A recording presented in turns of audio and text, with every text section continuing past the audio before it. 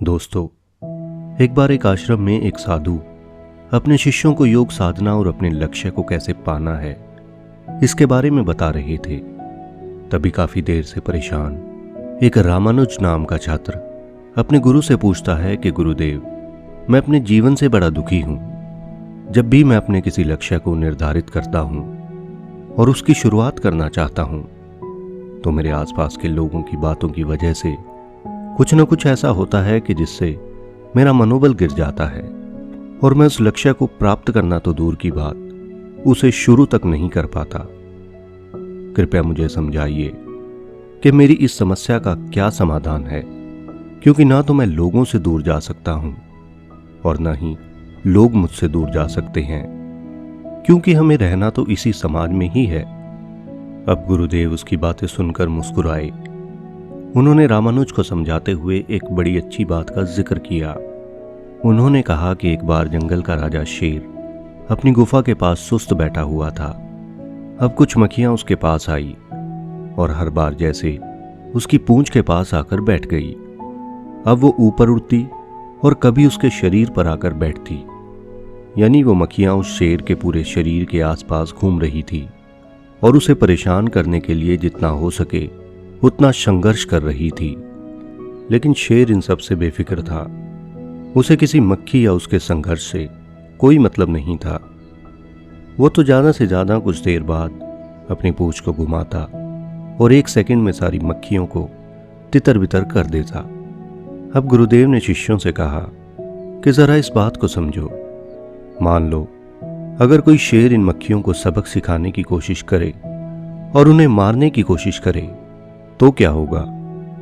जाहिर सी बात है कि पहले उसे यह भूलना होगा कि वो एक राजा है। इसके बाद उसे एक बंदर की भांति काम करने की आवश्यकता होगी, यानी उसे इन मक्खियों को पकड़ने और उन्हें मारने के लिए बंदर जैसे इनके आगे पीछे और ऊपर नीचे घूमना होगा। और अगर शेर को इन मक्खियों को पकड़ना है तो उसे अपना सर अपनी पूंछ के करीब पहुंचाने की आवश्यकता होगी, जो स्पष्ट रूप से वो नहीं कर सकता। इसलिए अपने दिमाग पर जोर डालो, क्या वो शेर ऐसा कर पाएगा? जिसका जवाब है बिल्कुल भी नहीं। इसलिए अगर कोई शेर इन मक्खियों को मारने का फैसला करता है तो उसे गोल गोल घूमते रहना होगा और ये सब अन्य जानवरों को काफी अजीब लगने लगेगा और वो सबके बीच हंसी का पात्र बन जाएगा। अब साधु सबको समझाते हुए कहते हैं कि कभी कभी हमारे जीवन में भी यही सब होता रहता है। हमारे आसपास बहुत सारी छोटी छोटी मक्खियां यानी लोग होते हैं और कई बार वो हमें परेशान करते रहते हैं। जरा सोचिए, अगर हम इसके जवाब में ये भूल जाएं कि हमारे जीवन का लक्ष्य क्या है और हम अपना बहुत सारा समय और ऊर्जा इन मक्खियों पर बर्बाद करना शुरू कर देते हैं, और जब बहुत सारा जरूरी समय बीत जाता है तब हमें अचानक अपने लक्ष्य की याद आती है, यानी अंत में हम बड़े निराश होते हैं क्योंकि हमें समझ नहीं आता कि अब हम क्या करें। अब साधु ने गंभीर स्वर में समझाते हुए कहा कि इस कहानी के आधार पर ये दो बातें याद रखो। पहली तो ये बात, जब आप कुछ नहीं कर रहे होते तब शेर जैसे आपकी सोच ये रहे कि ये लोग आपका कुछ नहीं बिगाड़ सकते जब तक आप खुद उनसे नहीं उलझते। इसलिए अगर आप कुछ नहीं कर रहे तब जितना हो सके उतना शांत रहें, क्योंकि लोगों के अंदर का वेग उन मक्खियों जैसे जब शांत होगा तो वो खुद ब खुद तुम्हें दुखी करना बंद कर देंगे। लेकिन अगर तुम उनसे लड़ते रहोगे तो तुम्हारी हालत भी उस बंदर जैसी हो जाएगी जो मक्खियों से लड़ने की कोशिश करता है, यानी तुम हर जगह हंसी के पात्र बन जाओगे, जिसका मुझे नहीं लगता कि कोई फायदा है। और दूसरी और अत्यंत महत्वपूर्ण बात ये कि ये मक्खियां शेर को तब तक परेशान करती हैं जब तक वो सुस्त पड़ा हो, लेकिन जब शेर चुस्ती फुर्ती में होता है तो ये मक्खियां उसके ऊपर बैठना तो दूर की बात, उसके करीब तक नहीं आती।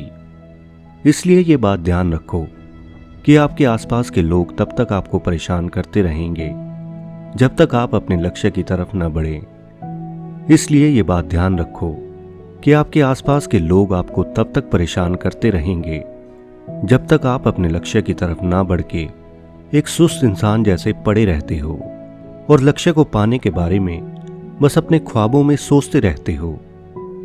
लेकिन जब आप अपने लक्ष्य को पाने के लिए पूरे तरीके से सक्रिय हो जाते हो, तब ठीक उन मक्खियों जैसे ये छोटी छोटी समस्याएं यानी लोग आपको परेशान करना खुद ब खुद बंद कर देते हैं। क्योंकि एक अति व्यस्त आदमी को कुछ भी कहना इन्हें खुद की बेइज्जती जैसा महसूस होने लगेगा और इस प्रकार आप अपना पूरा ध्यान अपने लक्ष्य पर लगा सकोगे।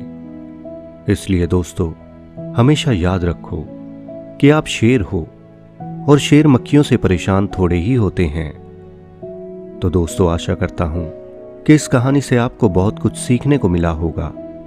अगर आपको ये वीडियो अच्छी लगी हो तो इस वीडियो को लाइक और अपने दोस्तों के साथ शेयर जरूर करें। और दोस्तों, ये हमारा एक नया यूट्यूब चैनल है और इसके माध्यम से हम ये अच्छे विचार इस समाज तक लेकर जाना चाहते हैं और ये आप सबके सपोर्ट के बिना बिल्कुल भी संभव नहीं है।